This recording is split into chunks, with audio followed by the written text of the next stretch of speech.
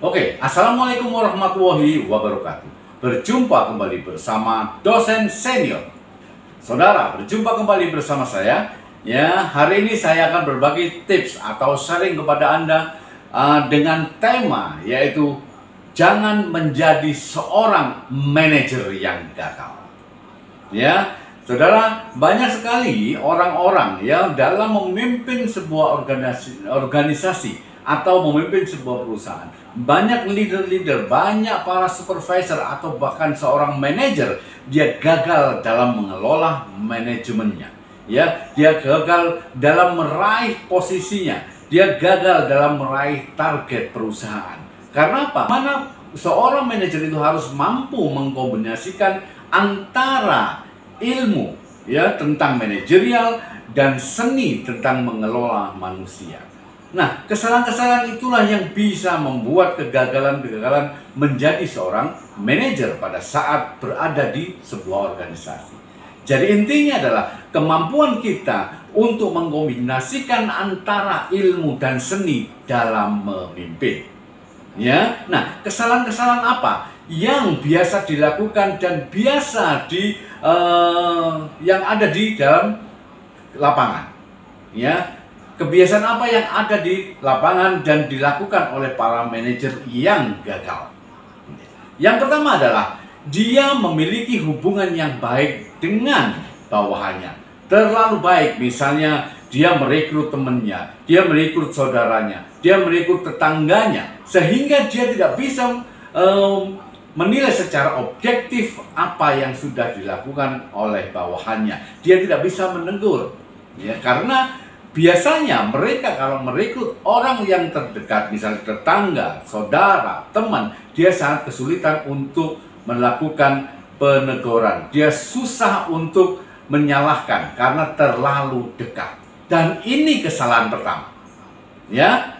Kesalahan kedua adalah mereka kurang memiliki keterampilan. Ya. Para manajer muda ya, tahu-tahu begitu masuk kerja langsung jadi seorang supervisor, langsung menjadi seorang manajer. Dia kebanyakan akan sulit untuk berkembang. Karena apa? Karena dia belum memiliki jam terbang dan belum memiliki keterampilan. Ya, keterampilan apa saja? Mungkin keterampilan technical skill-nya. Ya, dia mungkin belum memiliki conceptual skill-nya atau dia belum memiliki soft skill-nya. Ya, nah, technical skill itu apa maksudnya? Technical skill adalah kemampuan mengenai bidang itu tersendiri. Ya, misalnya manajer accounting misalnya, dia harus paham secara detail belum mulai dari A sampai Z tentang accounting. Ya, itu namanya technical skill. Ya, sedangkan conceptual skill adalah kemampuan seorang manajer itu untuk membuat perencanaan, untuk membuat planning dan untuk melaksanakan serta mengontrolnya. Ya, dan yang terakhir adalah soft skill itu. Soft skill adalah kemampuan emosional yang mana bisa memberikan motivasi kepada karyawannya, yang mana bisa memberikan encourage atau membuat karyawannya itu menjadi senang dalam melakukan pekerjaannya tanpa harus dimonitor. Nah, skill itu yang harus dimiliki. Dan mereka rata-rata yang gagal adalah mereka yang kurang memiliki skill tersebut. Ya, itu yang kedua. Yang ketiga adalah mereka, ya, manajer-manajer yang gagal adalah mereka yang tidak mau turun ke lapangan.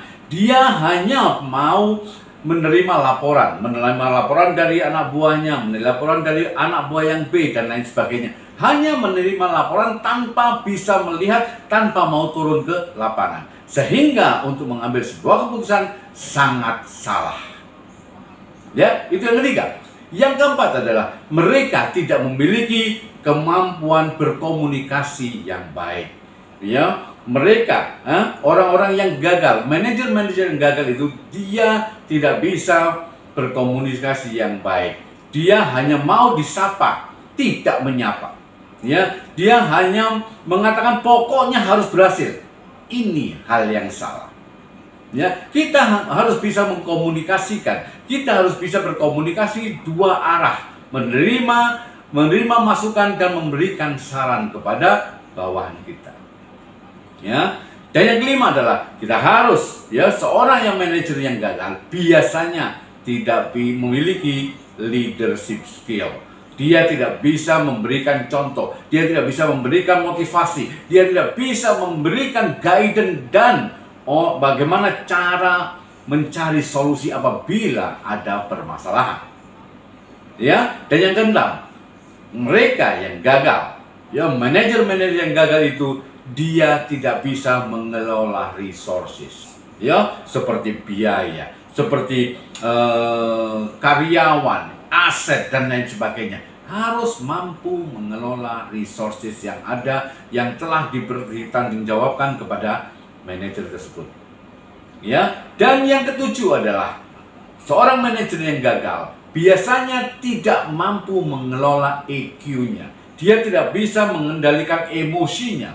Ya, kerjaannya adalah marah. Dia tidak bisa melihat bawahannya apakah sedang ada masalah atau tidak. Dia tidak bisa menerima masukan dari bawahannya. Ya, yang terjadi adalah dia hanya marah, dan marah. Dan kalau kita menjadi manajer yang suka marah, memang karyawan kita akan bekerja. Tetapi pada saat kita tidak ada di kantor, maka karyawan kita akan tidur. Karyawan kita akan bersantai-santai, dan ini merupakan sesuatu yang sangat jelek dan sangat tidak boleh dalam sebuah organisasi.